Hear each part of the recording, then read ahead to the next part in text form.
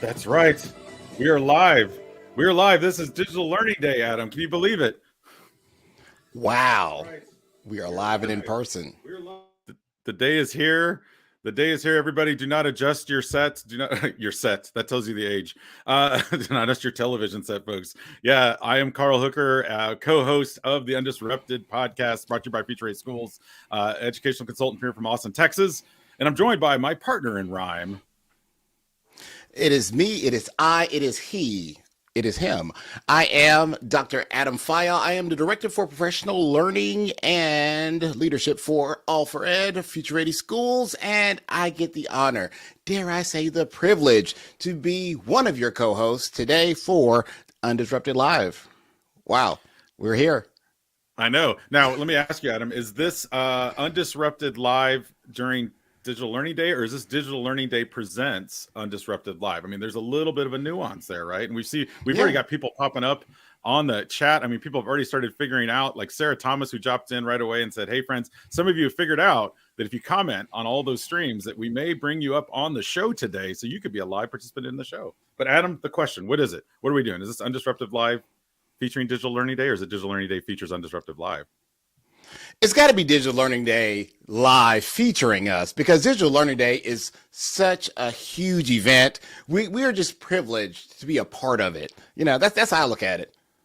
Yeah, I agree. Yeah. I mean, thank you all for Ed for doing this over the years. We're going to have a lot of great guests on over the next hour. We're excited to have a lot of you joining us live on any of the platform of choice. We're on the Facebooks, LinkedIn. I just called it the Facebooks.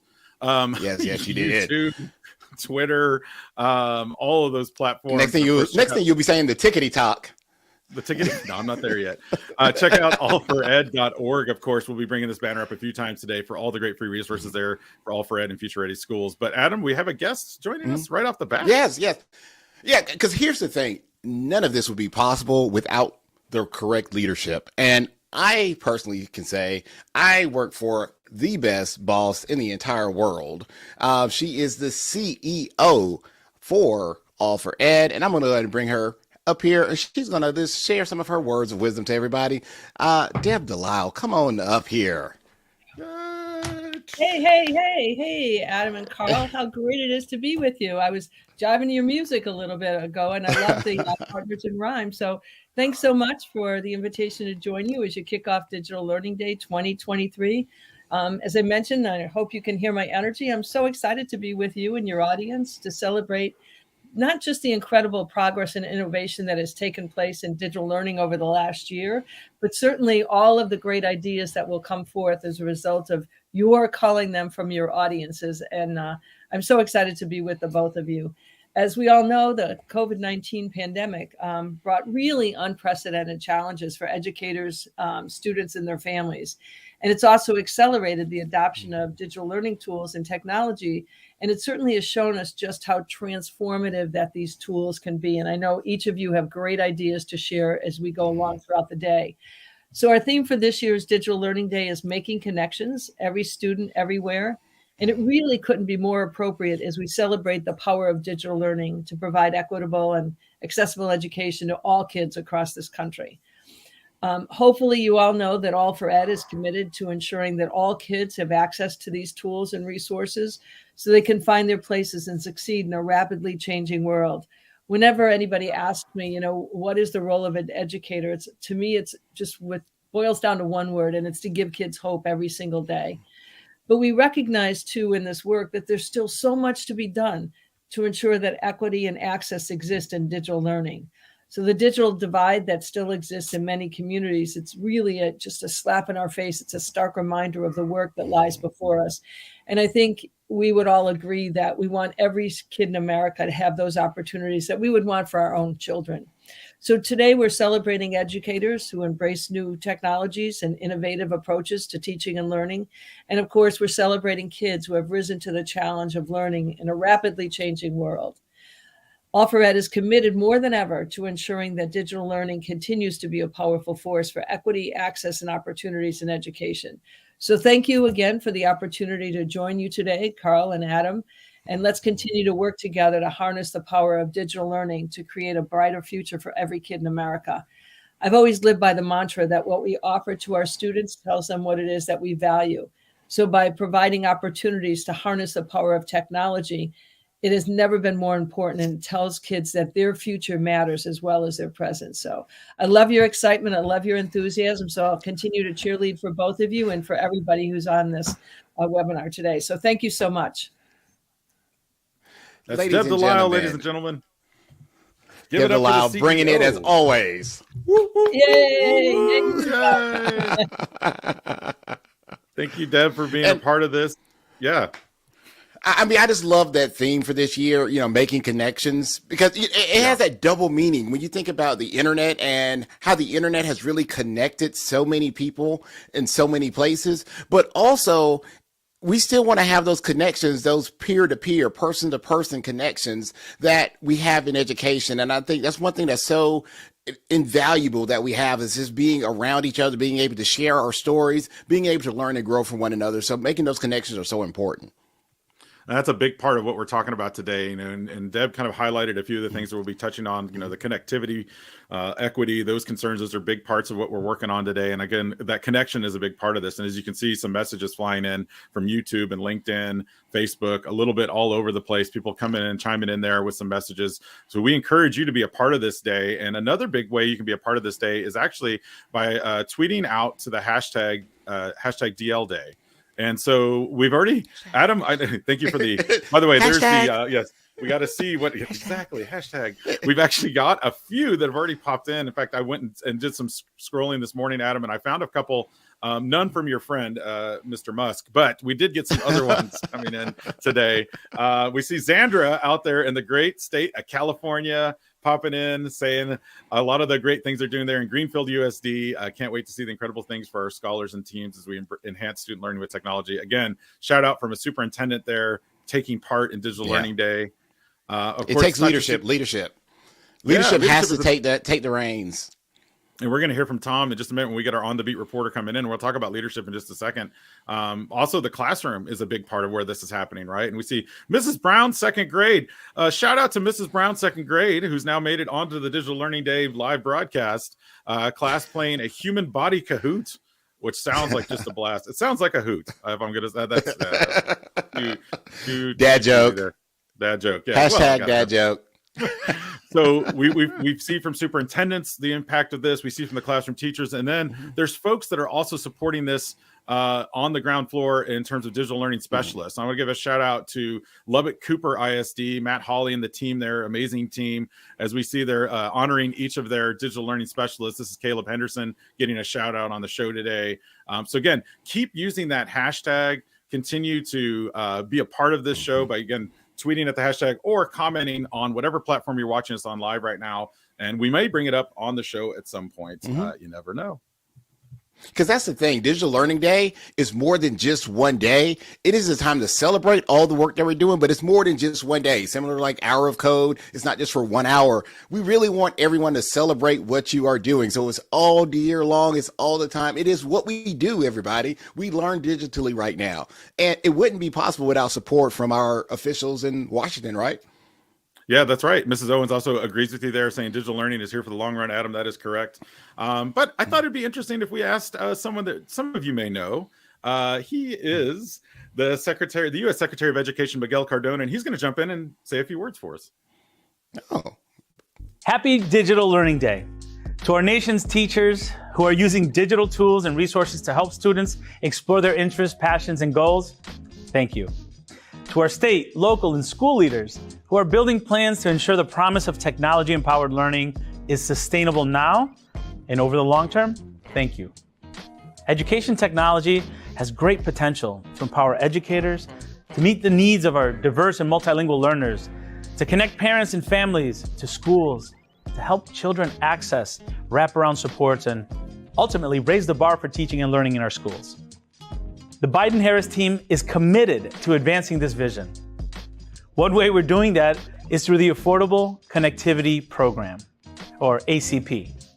The ACP offers $30 discount to qualifying families on their monthly internet bills. Schools can visit tech.ed.gov/ACP. I'll say it again, tech.ed.gov/ACP futureready.gov/ACP to access tools and strategies to communicate about the ACP.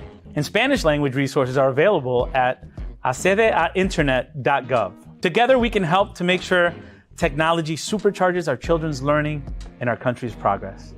Thank you for everything you're doing on Digital Learning Day and beyond.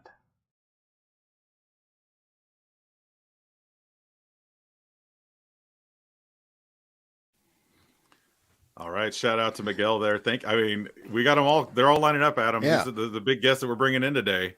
I love that ACP. I mean, do you? A little bit more about it. You got the connections, Carl. Did you call him up on your cell phone? Is that what you did?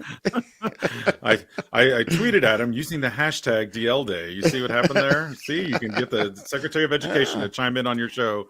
No, I want to thank, of course, Dr. Cardona and all the work that he's doing there at the Department of Ed. The ACP, that program is a great program to really help with connectivity. And now, Adam, we're going to talk about that in a little bit, about some of the struggles that we've had still with connectivity, even though we've had a pandemic and we've added all the devices and that's helped a little bit. It's helped move the needle a little bit, but we still got a ways to go on that. But of course, Digital Learning Day, Adam, it could be possible without Future Ready schools. When I think of Future Ready, I think of one person. I know it's a big organization. It's a lot of people, but there's been one person that's been at the forefront of that organization. He's our on the beat reporter coming in live today.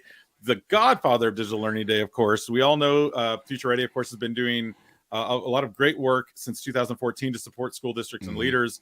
And recently we've heard that the folks over at All for Ed launched actually a new type of support for this. So I'm not going to reveal what that is. But let's kick it over to Tom Murray, the man, the myth, the legend, to talk about this new resource for school leaders. Tom, where you at? Come on, Tom. Well, thanks so much for that, Carl. And what an honor it is to be back at Digital Learning Day. And I'll admit, passing the reins over to you two this year, excellent decision. Such an honor to be with you all. And a shout out to every district that is celebrating Digital Learning Day today. Well, and thanks for asking about that. One of the things that we're really excited about for leaders right now is our Future Ready Leadership Institutes. We hosted the first one this fall, and it's meant for principals, librarians, district level leaders. And the theme is around creating a culture of excellence and innovation.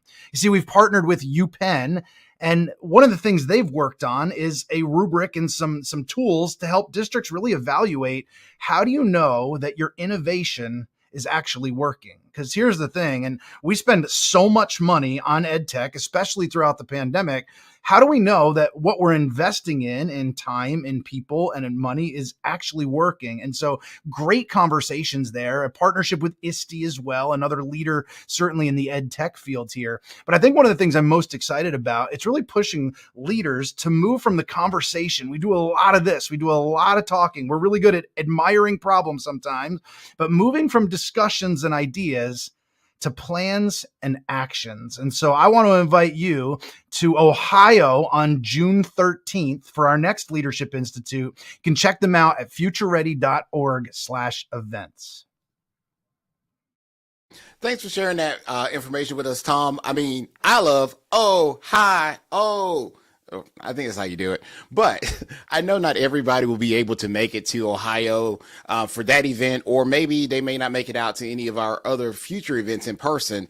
What other supports does Future Ready, All for Ed have out there for school leaders? Yeah, Adam, one of the things that we just launched just even a few weeks ago here, something we're calling the learner profile. It's the Future Ready learner design process. Again, we're all about our partnerships at Future Ready, and we're super excited to have partnered with the Readiness Institute at Penn State. So the learner design process utilizes a human-centered design approach to provide a highly creative, people-oriented approach to solving relevant problems and developing action-oriented solutions within somebody's school or district. I mean, how many times have we been part of a meeting or part of some sort of, let's say, strategic planning, some sort of graduate profile planning, and sometimes the loudest person in the room kind of gets their way or gets that goal put up there, and it creates this human-centered design approach to be able to create a profile for what a future-ready graduate might look like, or a future-ready third grader might look like, or even a graduate post-graduation, maybe 5 years into the future. What we do is we intersect the research-based future-ready framework with the community's unique values to help them spark some new and different ideas for their planning purposes, for their profiles, and for those things that they'd like to use to vision what they want teaching and learning in their district to look like. So we encourage you to check that out at futureready.org/profile. Free to use, free to download. And again, a shout out to our partners at the Readiness Institute. That's awesome. And again, make sure you check out that link, futureready.org/profile. So Tom, you've mentioned a couple of ways to support school leaders, district leaders, but let's talk about educators in the classroom, because one thing that I've noticed in my travels and working with schools across the country is that there's definitely a bit of a burnout happening. The pandemic highlighted this heavy need for SEL, which I know was already there before the pandemic, but now more than ever, we really need this in the classroom. So how is Future Ready supporting teachers when it comes to SEL? Yeah, Carl, such a great question there. And I would say one of the most important conversations of today, it's looking at overall the well-being of our students and of our educators, something that's been brought about in the pandemic. Let's face it, something great educators have always recognized has been front and center and important, but has really been renewed in that throughout the pandemic. So one of the partnerships we have is with National University, and I encourage viewers to turn, they're the creators of the Harmony SEL platform, which is a free SEL platform filled with resources, tools, some games for teachers, for students, at a way that it's seamlessly integrated into everyday K-12 curriculum. In fact, coming up in just a couple weeks, we have an incredible webinar highlighting Principal Mary Gilbert and her team in Tennessee. That's going to be coming up that you can watch to check out to see how they are working to integrate SEL tools each and every day, not just the once or twice add-ons or the nice little lesson over here, but what do these practices look like daily? And so we want you to take a look at Harmony SEL platform, and a shout out to our partners at National University for these free resources. You can go to futureready.link/harmony to check that out as well. Thanks for sharing that resource to everybody, Tom. And I want to point out something that you said on a couple of answers so far. Free. My favorite price, free 99. Free 99, everybody. All these resources, free 99. So no excuse for not using them. Now, as Digital Learning Day is here, everybody's doing a lot of different things out there. What are like different tools that you've seen? Because I know Shannon's doing something tonight at 6 Eastern time. Make sure you check that out. But Tom, what is one of your favorite tools that we have out there right now? Well, Adam, I have to share one of my favorite digital tools is also a brand new digital tool. And in mentioning free earlier, this one is free for students, for families, and for teachers as well. And it's called the Achievery. It comes out of our support for the AT&T Connected Learning Initiative. And what you'll find here is high quality digital content from movies from Warner Brothers, Cartoon Network, and Discovery. And it's paired with lesson plans from ASCD, from Common Sense Media, and other high quality partners, making it super easy for teachers to use. You'll find great content in so many different areas, K-12, and they're adding to it all the time. Many times these types of resources were illegal to show, copyright violations, but because of the partnerships, because of the connection to Warner Brothers, Cartoon Network, and the others, we're able to use these now in our schools. So they're really engaging, really high interest with great dynamic, vetted lesson plans to be able to supplement the great work already happening digitally in your classrooms, whether it's virtual in a remote setting or whether it's in person in a more blended setting as well. And you can check that out at futureready.link/achievery.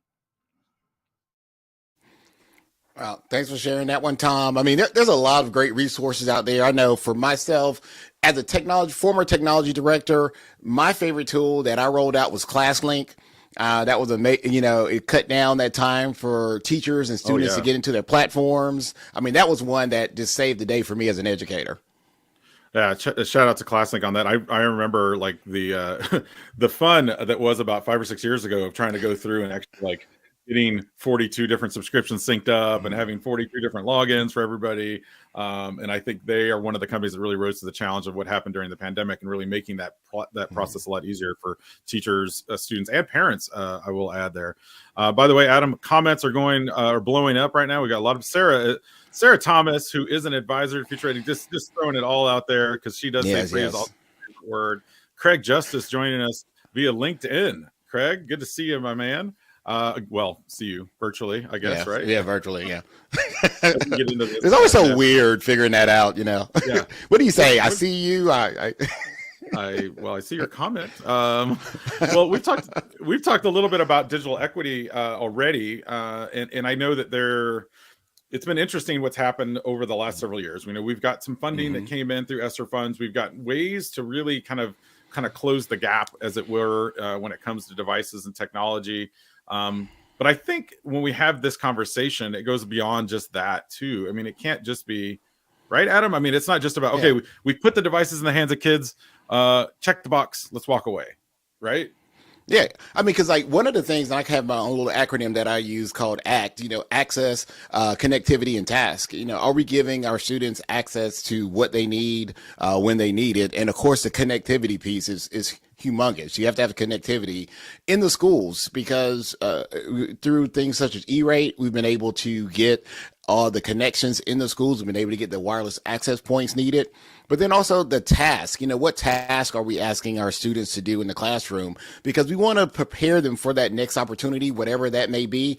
And it's all about that content creation. It's all about being able to code, to be able to create, because it's one of those things where it's hard for students to become things if they don't know where they exist.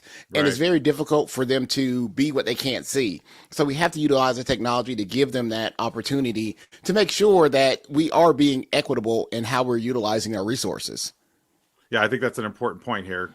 We've rolled out the devices. We're starting to get the connectivity, although we still here, as Dr. Cardona said, we still need to make sure we get that connectivity at home.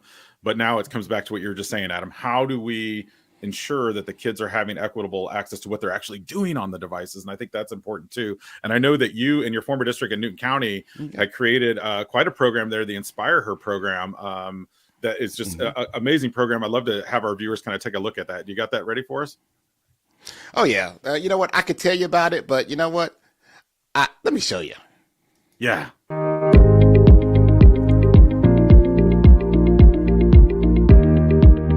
Empowerment, confidence, sisterhood, inspiration. Those were just some of the goals of Newton County School System's recent Inspire Her Code Like a Girl Winter Conference. Overall, 460 elementary, middle, and high school students in grades 4 through 12 participated in the day-long Just for Girls Technology Conference held at schools across the district. Inspire Her is all about igniting passion for computer science for our girls. Research shows that our students, our female students, are underrepresented in computer science. And so the whole idea and premise behind Inspire Her is getting our girls excited about the possibilities, exposing them to things they never even knew existed, and hopefully encouraging them to enter fields in computer science. During the conference, leaders from the field of STEM and computer science presented innovative computer science lessons to the girls who had the opportunity to visit 4 stations throughout the day. Those stations included several fun and exciting activities, such as live computing, programming robots, and block and binary coding, as well as the opportunity to network with experts in the field from both colleges and universities and companies like Google, Microsoft, Amazon, and more. Conference Coordinator Dr. Jennifer Williams, NCSS Instructional Technology Coordinator, explained the goal and purpose of the event, especially for the younger girls. Because we want to close the gender gap in technology, and we know that starting 4th grade, girls stop being interested in technology education and really start being more interested in boys and other things. So we want to make sure that we start them while they're young and make sure that they get exposure and get interest and then continue to grow throughout the years. Research shows that only 24% of computer scientists are women. NCSS wants to change that by exposing our female students to the vast number of possibilities awaiting them in the field. The district wants to change the image of what a computer programmer looks like for these students, so they walk away enlightened, empowered, inspired, and ready for the many career possibilities out there in the field of STEM and computer science. We want our students to walk away with really a sense of camaraderie. being able to see each other, see women who look like them in field of technology, and understand that they can do that too. So that's really what we want them to walk away with, is understanding that they could be in that position in a few short years and giving back to other students in Newton County in the future. Newton County Schools appreciates the support of our spectacular partners and sponsors who helped make the Inspire Her Code Like a Girl conference a huge success. They include Microsoft, BrainPop, ClassLink, Nearpod, PowerUp EDU, and Book Creator. As you can see, the students in this year's amazing conference weren't just coding, they were coding like a girl.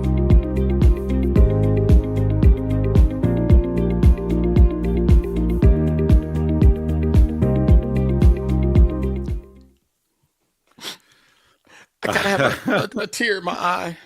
You know, I love. For those who don't know, I missed that. Yeah, that was Adam's former. As you saw in the video, that's Adam's former district there, Newton County, in the great state of Georgia, also known as the Hollywood of the South, trademarked.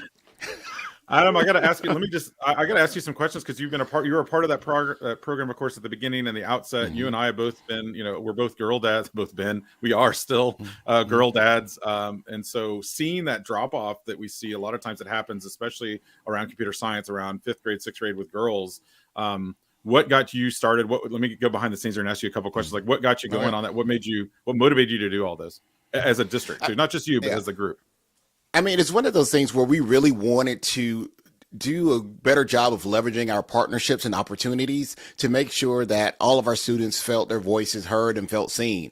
When we were talking with our students and career pathways, and we were noticing that it was not that many young ladies going into that career pathway. And it's one of those things to notice it, but it's another thing to notice it and then do something about it. So, that's what it's really about. When you see something, do something. And that's a challenge that we want to make sure everyone's doing, especially around equity, digital equity. If you see an inequity out there, go ahead and do something about it. Start the conversation, because all this started from conversations. We were able to reach out to some of our vendors and say, hey, do you have any women in your profession, in your organization, that could come speak to our young ladies? And do you have anything you might donating? So, like, from shirts to food to time. I mean, it's really been an outpouring from a lot of our sponsors that are out there. So definitely, if you have a partner in ed, reach out to them and do that. That's what I strongly encourage you to do if you're listening. And we want you to share. So if you're doing some great things right now in digital equity, getting your students involved, go ahead and share that using our hashtag DL Day. Make sure you tell your story. Make sure if you're watching live, go ahead and comment. We may throw it up there and everybody can see what you're doing in digital equity. Yeah, that's so important. I mean, it's one thing to say, like, oh yeah, we're going to do this and we're going to make sure that we have this in place, but it's another thing to actually go in and put forth a plan and an action. And doing that is such an important part. I love the particular part where you said you partnered with local community. You have sponsors and vendors and stuff in the local community that you can reach out to. Not everybody has access to that kind of people, but you're close to Atlanta, so you're able to get some of that. But I do think there are resources in all of our communities that we could pull into more into our schools, and I think that's an important part of this conversation as well. And yeah. And one of the other pieces that we have is also letting everyone know what resources are available, especially when you start talking about the connections, because we do all this stuff within the school day, but what happens outside of school? Students have to have their devices, they have to have their technology to be connected. If the internet goes down, everybody thinks, oh, computers don't work because we're so connected now. And that's why it's so important. We have to have partners. We have to have, it takes a nation to make it work. And so one of the things that I'm really proud of, especially the work that we're doing at All for Ed, is our partnerships and working with the FCC, because I know the FCC has done some really great work, especially around E-Rate, and they've also stepped up to the plate as it pertains to getting connections during the pandemic.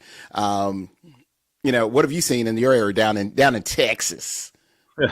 I mean, there's a lot of bills right now. I mean, we're in a cycle right now in terms of political cycle. So I just spoke with some of our state representatives actually 2 weeks ago to talk about what are some of the bills out there to get connectivity out to the most rural parts of our state. Because imagine, much like a lot of you listening to this right now, there are parts of your community that possibly don't have connectivity, even with a hotspot. And I know, Adam, at one point, you and I had talked right when the pandemic started about, you had said, like, yeah, it's kind of a Band-Aid approach, right? We'll get a hotspot out to everybody. And if they are lucky enough to have some sort of internet connection to the hotspot, that's great.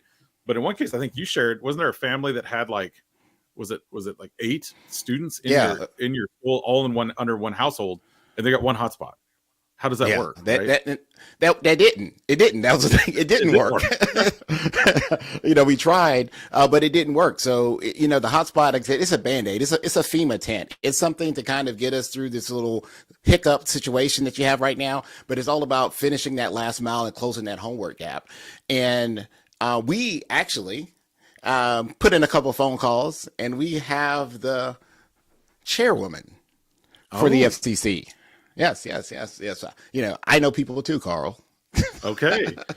So you're going to one-up me on this one. Okay, that's good. So you've got Jessica Rosenworcel, our chairwoman of the FCC, on the line right now, or is she just, she's left you a video message. Yeah. Hold on a second. I think she's coming in right now. We're going to go live right now. Right now? Yes, we're on live right now. I'm FCC Chairwoman Jessica Rosenworcel, and I want to wish everyone a happy Digital Learning Day.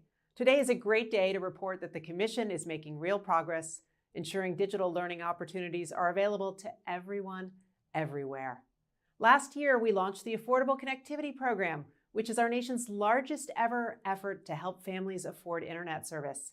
More than 16 million households now count on this program to get online and stay online, and the number is growing every day. At the same time, our new Emergency Connectivity Fund has been providing internet connections and devices to over 17 million students nationwide. It's helping close the homework gap for so many kids in so many places. Now that's good stuff. So this Digital Learning Day, let's commit to keeping at it so we can deliver the promise of digital learning for all. I think that's a big part of it too, is how do we get that funding? Because I think a concern of a lot of us, and I saw a couple of people even in the chat mention this already, is like, we're getting to a point now where maybe our ESSER funds are drying up, that ECF funding is going to be so important, right? Oh yeah, it's definitely one of those things where we know it's going to run out in September of 24. The money's supposed to quote unquote go away, but we know we need to make our voices heard to our elected officials and let them know that that was just a down payment on what we need. This internet is not going away. It's a utility. It's something that we all should have access to at this point. And so we definitely have to make sure that not only in our schools, not only our businesses, but in our homes, because all of our students deserve it. We want to make sure all students have those opportunities in those spaces. And I know that there's a lot of districts out there that are really connected and they're doing some really cool things with the connectivity they have in their buildings. They're getting their students involved in, and I know you work with a lot in your consulting role, don't you? Yeah, I do. In fact, one of the schools I had the pleasure of visiting, this was right before the pandemic, but I've done work with them now remotely since, is Wichita Public Schools. And so shout out to Rob and Tana and the team there. It's always amazing to me to see some of the things, you'll hear things in practice like, oh yeah, we're going to try this, we're going to do this, but actually go there and actually see it. There's something to be said for that. And so one thing I will say for those of you that are listening to this, that are maybe in administration or maybe in some sort of legislative role, take the time to go into the schools and go into the classrooms. I mean, we're showing you some highlights, and in a minute, we're going to show you a highlight a little bit about Wichita Public Schools, but take that time to go into those classrooms, because until you see it, it's really something to behold, especially some of the amazing things that are happening right now around, esports and AI and all of that. But I love what Wichita Public Schools is doing. So they're going to give us a little bit of a highlight here. So shout out again to Rob and the WPS team there at USD 259. Let's check out what they're doing there at Wichita Public Schools.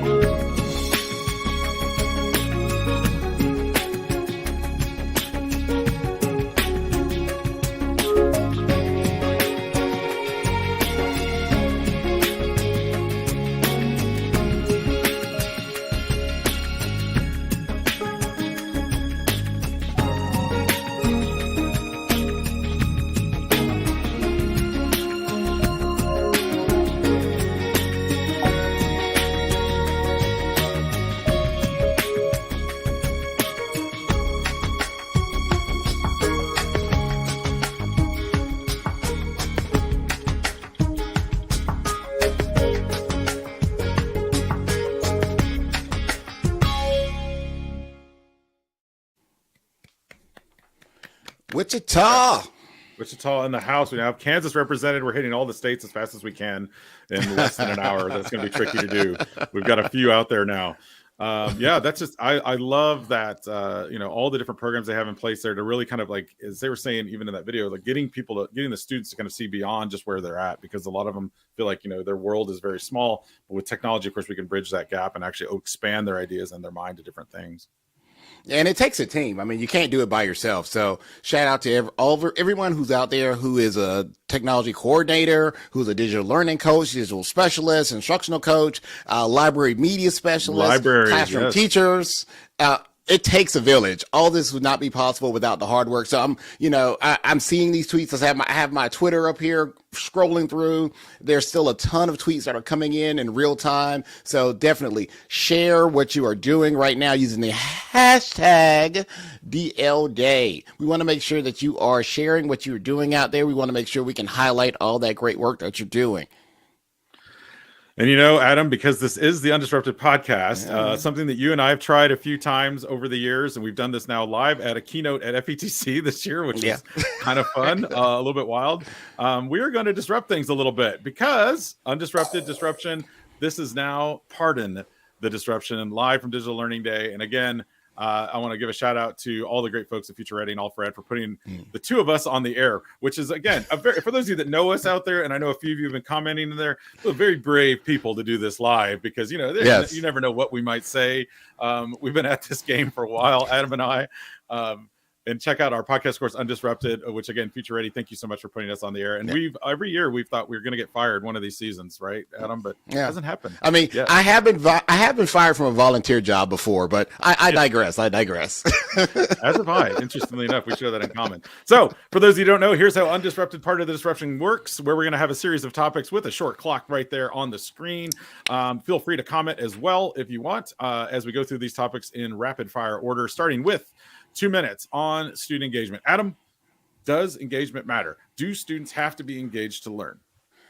Of course they have to. I mean, you can't have learning if the students aren't engaged. Well, first they have to care about what you're doing. Sure. So if they care, then that leads to that engagement. If they see themselves in the project, they see themselves in the activity, that will lead to your engagement. It just can't be sit and get. And, we talk about one-to-one in a one-to-one classroom. It just can't be all kids open up their laptops at the same time and watch the same video, do the same document. It has to be a space where the students can feel I can open my device when I need my device. I can create on my device when I want to in that space. And I'm doing something that I care about, that I want to share outside of the classroom. Because if I just share it within the classroom with my friends, who cares about them? I want to make sure I can share it to any and everybody across the world. That's where the money meets the road and engagement totally happens. What say you, Carl? I think you're right on something here, and I think it's important to point out a couple things, because sometimes we think engagement, and with technology, we sometimes drift into the lane of it needs to be a kind of catchy, eye-grabby tool of some sort. We're going to make a fake TikTok, and that'll be engagement. Well, I feel like sometimes that could be surface level. So engagement is one step of getting them engaged into the process, but what you just said was also important.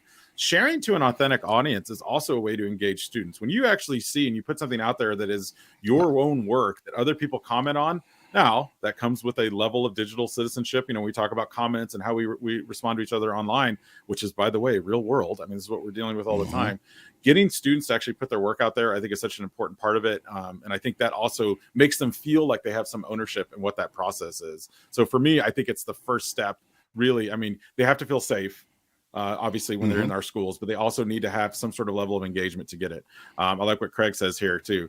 Yeah, if you're engaged, your mind is open to learning, so engagement does matter, and I think that's a big part of it. I mean, as a teacher, there's times when I've not been engaged with the material, and I knew it right away. And I was like, "This is if I'm not engaged, what are your students feeling?" Right? Yeah, I may or may not have been in faculty meetings that I have not been engaged in, but you didn't hear that from me. Oh, I guess you actually did. Yeah. You just said that live on the air, ladies and gentlemen. That's Dr. Adam Phyall, former employee of Newton County. No, that was before. That was in my other district before that. Oh, yeah. The other district we won't mention. Okay. AI. It's all the rage, Adam. I just found out yesterday, ChatGPT 4 Allen Iverson came out. No, not that AI. It's all about practice. No. the new ChatGPT just came out launch where it's got like these multimodal exports now. So it's not just text-based. It's all the rage. What do you think it can actually do for schools? Because guess what? AI has been around for a while before this too. That's generative AI. But what do you think AI can do for schools that's actually helpful? It's one of those things, AI, machine learning, when you really think about all the information and data that we have about our students, if we utilize this the way we can, it can really transform education. I mean, this AI thing, if we do it the right way in education, can really change the game. We can really narrow down and prescribe what our students need before they need it. Not when they need it, but before they need it. And that's where the rubber can meet the road with this software. So it's not just about, okay, let me throw in something to write an essay or a discussion post or whatever the case may be, which I may or may not have done as well. But it's one of those things where it really puts us where it is giving us what we need for our students before we, because our teachers aren't data analysts, but we kind of ask them to do these things, but this will do it for you. I think that can really change the game.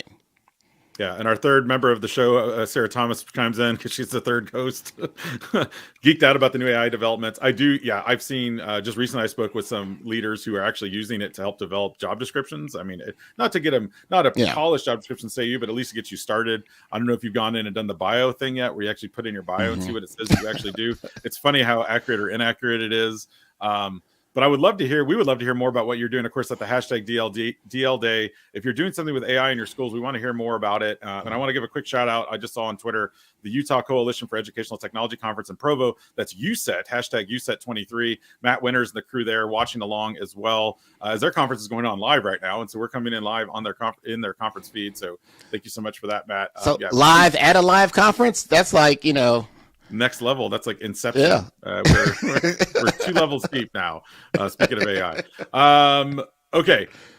Now, we touched on this just a minute ago, Adam, when we were talking a little bit about equity. And let's talk a little bit about the idea of student as maker, student as a creator, student as a designer. How important is content creation? Because I feel like sometimes we fall into the trap of content consumption in our schools versus creation. And where's that balance point?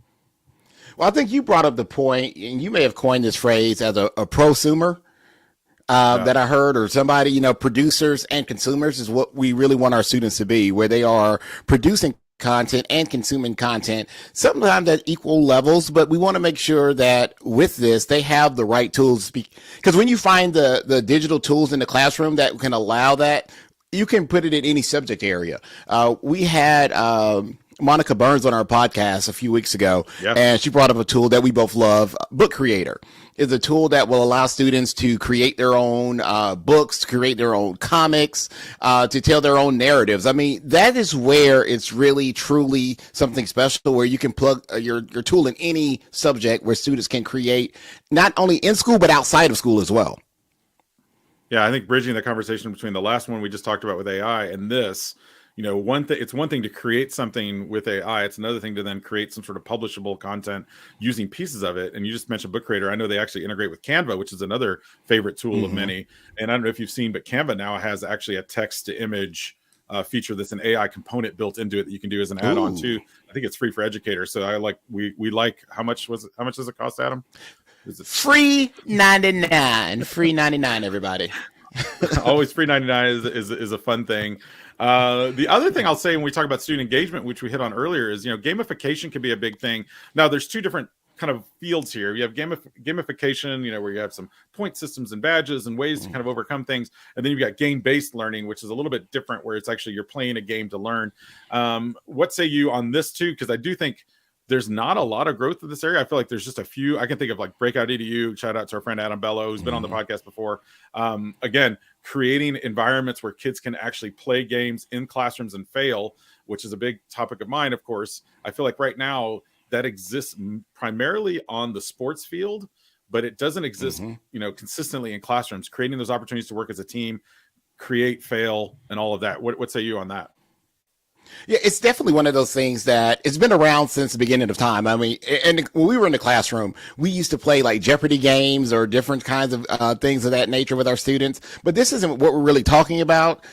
When you have tools like Minecraft, that our students can be using with Microsoft, Minecraft? Because I know my kids, they love Roblox. I don't know about your kids, but they're on their devices playing Roblox, they're on it living in right these worlds. Yeah, it's spring break here, so they're on it. I mean, seriously, before this podcast started, Dad, can I get on Roblox? Yes, okay. Yes. Yeah, but if they can do that with Minecraft and Minecraft EDU, I mean, those are those things where, going to our first topic, we were talking about engagement. That's where that engagement happens, when we're able to meet our kids where their interests are and being able to tie in our curriculum material in there. That's when we are really changing the game. And I think it's important to say, even though this is Digital Learning Day, there are ways to do this without digital tools, but I think digital tools give us an opportunity to enhance that. And of course, bridging that equity gap, because not everyone has access to maybe the manipulatives or the hands-on things. When we talk about that, creating different games or innovating. Which is it, Adam? Are they the same thing? Ooh. Truly. Innovate and create. Because I was a director of innovation. I love that title. And then everybody else got the title and I didn't love it as much. But is there a difference really between innovating and creating? What say you? What's in the name? But it depends on how you look at it. Because when you look at innovation, you are really going out there and you're making something new. You're creating something new, and you're using the word. I just used the word "create" in my explanation there. You can create anything. I can create something from leftover materials. So creation doesn't necessarily mean it's brand new. You can create something that already exists, or you can use existing structures to make it. I think when you're innovating it, that's when you're definitely are coming out with something that no one has ever seen before, which is very gosh darn difficult to do. Yeah. Yeah. I mean, also, I think innovating, when I think of the word innovating, I think it's sometimes like there are roadblocks in front of you and you have to figure out an innovative way around those roadblocks. Those of you that enter in education, this, you want to try a new tool in your classroom. You got a roadblock when it comes to maybe the data privacy set. You got to figure out a way to actually do that, because that is important. But maybe it's also about communicating it to the parents about something you're trying in your classroom, ways to get around what sometimes people tend to be fearful of when it comes to those digital tools. So I think that's where the innovation comes along. But you're right. I think they kind of go hand in hand. I mean, in some ways, they do. You can't have one without the other in some ways. Our final topic is before we get to our upcoming events, Adam, and this is, if we harken back to the beginning of Digital Learning Day, way back when, this was a debate that happened quite a bit. Which device are you using in your classrooms? And you know what? I've heard it not very much. I mean, I don't know about you, but I barely hear that anymore. It's like it used to be the iPad versus Chromebook, or the laptop versus the Chromebook, or the iPad versus the MacBook, something. Do you hear it anymore? I don't hear it anymore, but I think we should. And here is why.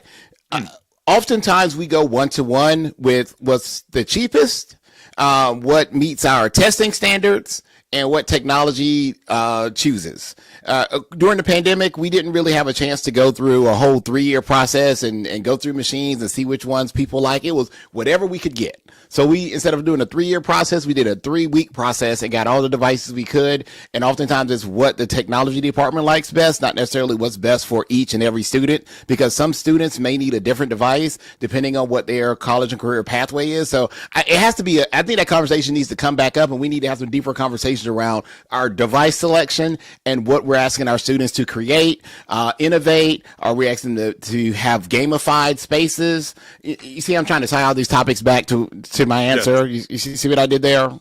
Yeah, you can make a great politician now that you're there working in DC. I can already see it coming up there. But yeah, I think you're right. I think it's important that we don't think of one device to rule them all. I used to always think that was like there's going to be some sort of panacea, this one device that'll everyone will. But you're right. I think having access to different things based on need is important.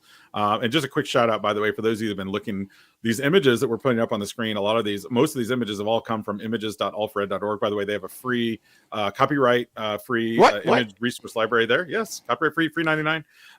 They're at images.alfred.org. So if you're ever looking for images for your presentation, something to present to your students, lots of great naturally built-in images there that we just pulled up on our slides. But I digress, because we're going to go to our final wrap-up here, Adam. We've got some upcoming events coming up. We're not quite done with the day yet, because we still do have a couple of important guests coming up. But before we get to that, I do want to point out a couple things. For those of you that are joining us later tonight, Shannon has got this great tool. She's talking about a lot of the great digital learning tools. We've hit on a little bit of these today, Adam. But I think she's the expert. I mean, you're talking about the Shannon Miller. You got to put the in front of that. Right. The Shannon Miller. Yes. She's going to be talking about 10 easy to use digital tools to support professionalized student learning. Professionalized would be also interesting. And then I hear, are putting together a roundtable on the very topic we were talking about earlier, AI. Tell me, give us a little snippet of what that's about. I mean, that one is going to be on the 28th of this month, and we're really just trying to demystify it. Get people to think about the ways that AI has already existed and what it can do or what it could do in our classroom spaces. Because probably what it can do is going to change between now and the 28th with the drop of version 4 of ChatGPT. Tools out there like CurePod that uses AI to generate lessons. I mean, there's just so many resources and tools that are coming out. I can't wait to share that on March 28th. And that was Pardon the Disruption, folks. Be sure you check out our podcast, of course, allfored.org/undisrupted if you want to see more. We've done a few of these. And again, Adam and I love to do these live. We've done them at a couple of conferences now, and it's always fun to get audience interaction. This is a little bit trickier because, Adam, we can't hear the crowd, but I do see people posting comments as always. And we've got, we got a new comment here from Crystal. Here, I'm so glad I watched today. Awesome content for educators. Lots of good stuff coming out here. But we're not done yet, folks. No, we're not done yet. We've still got about 8 minutes left before we go out the door here. So we got a couple things we need to hit on as we get down to the end here. And I think the big thing is we've talked a lot about connectivity and equity and all of those great tools. But we also need to talk about everyone's favorite word. Dun, dun, dun. Policy. That's right. And so, Adam, we've you and I both reached out to U.S. senators across the country, and one actually took us up on it. Yes. U.S. Senator Ed Markey has graciously joined us to talk a little bit about federal policy, and then we also have a couple more guests we're going to follow up with him on. So let's hear from U.S. Senator Markey. Digital Learning Day is an important moment to recognize the incredible progress that we have made in connecting students and teachers to the internet. Nothing is more important. And thanks to programs like the Emergency Connectivity Fund, millions of young people, millions of students can now access broadband internet at home, allowing them to connect with friends, allowing them to connect with family, exploring the digital world, and seizing the opportunities that were unavailable to their parents, to their grandparents. We're living in a digital age. And on this Digital Learning Day, we should celebrate this historic achievement. Having access to digital is like having access to oxygen. You just need it. But we have to redouble our commitment to ending the homework gap once and for all.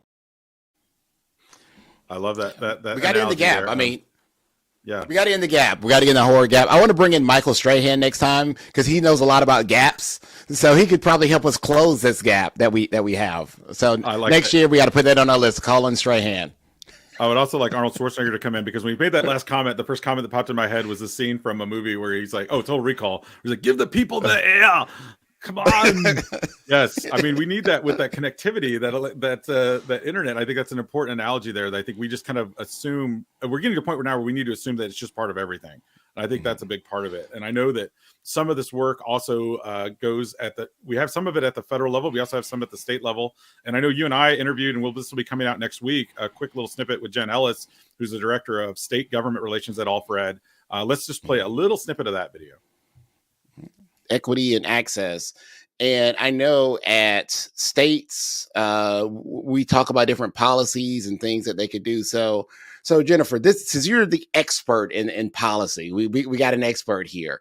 What does digital equity mean in the state policy space as we start talking about like what can states do to fix this issue? Yeah, it's a great question. I think it's a really complex issue. And this is something that I think gets missed sometimes when we talk about digital equity, particularly in state policy. I think too often when we think about tech, we think about digital equity, we think about educational technology, we're thinking about devices, we're thinking about broadband, and which makes sense. These are really important components of the conversation, but it is so much more complex than that. And we really need to take an approach, particularly among our state policymakers, that looks at this from 360 degrees. Because if you give out devices, those devices aren't any good if you don't have the ability to repair or get access to IT support, or taking another level, getting access to IT support in a language that is spoken in your home. If your family can't access the IT support, it might as well not be there.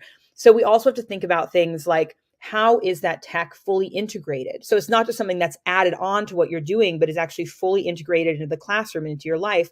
And that requires training for educators, for administrators, for superintendents. So it is actually this very deep, complex issue that touches all these different policy facets.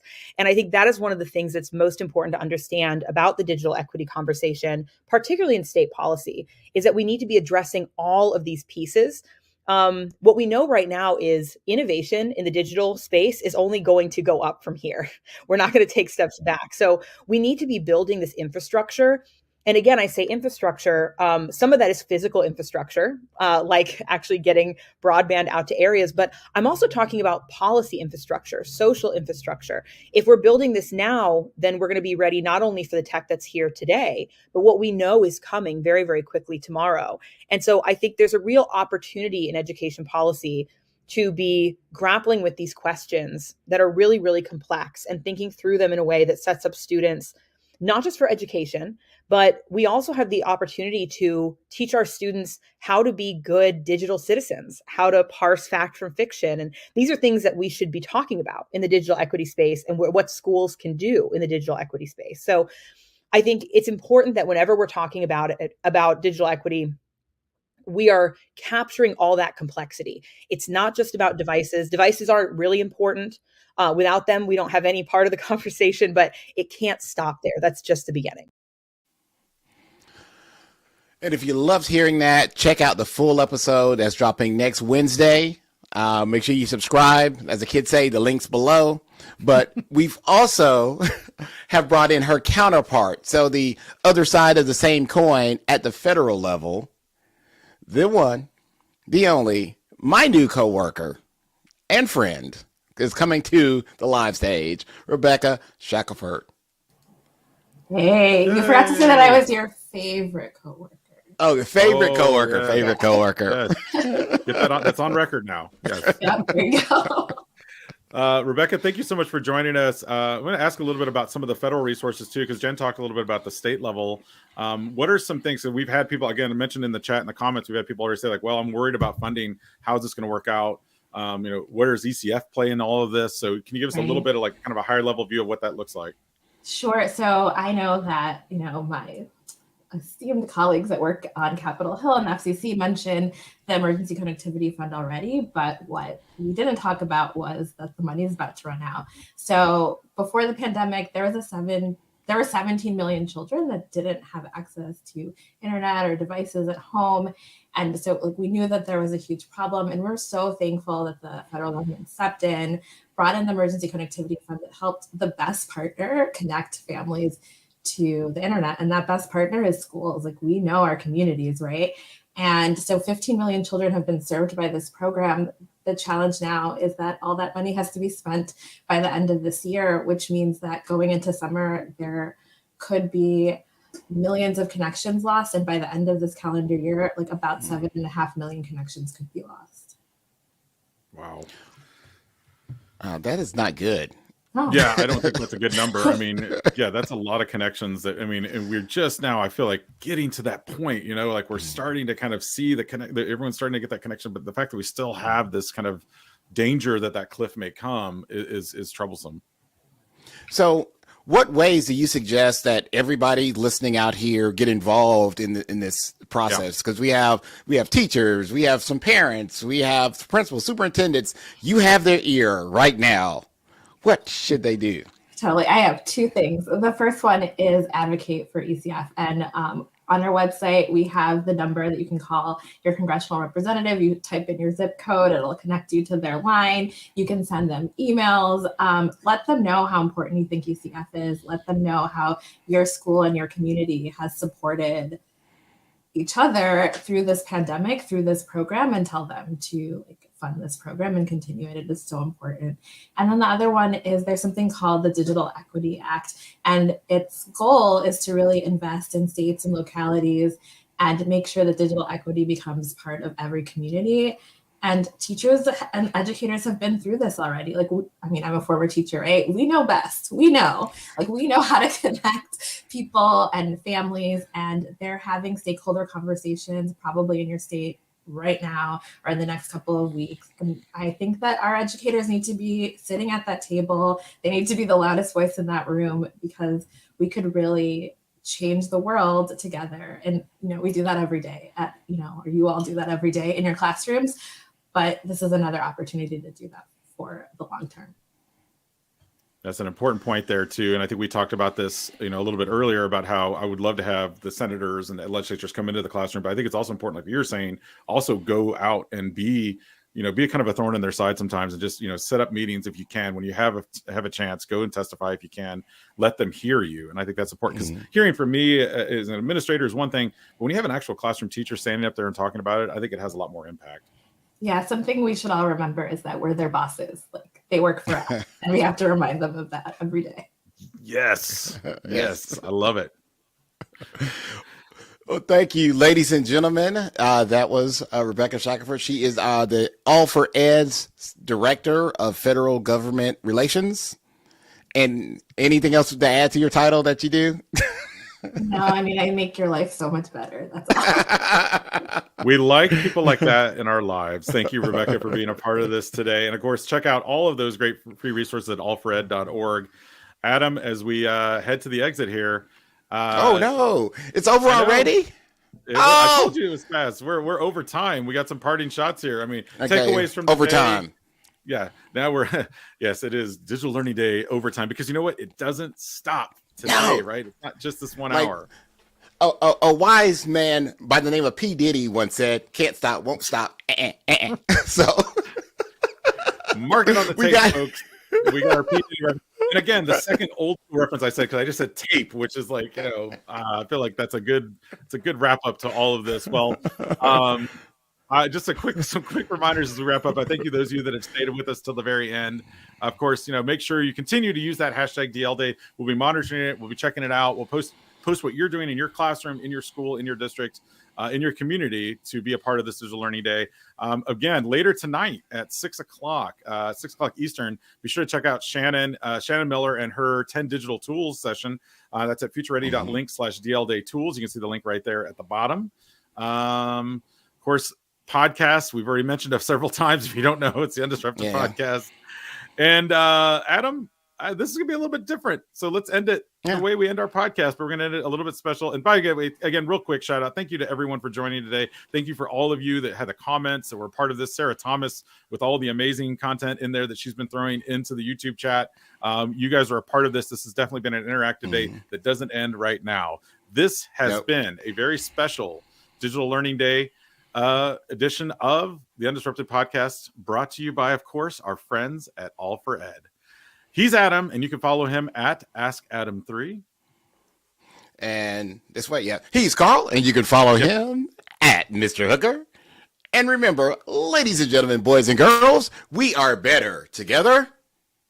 And we are better undisrupted.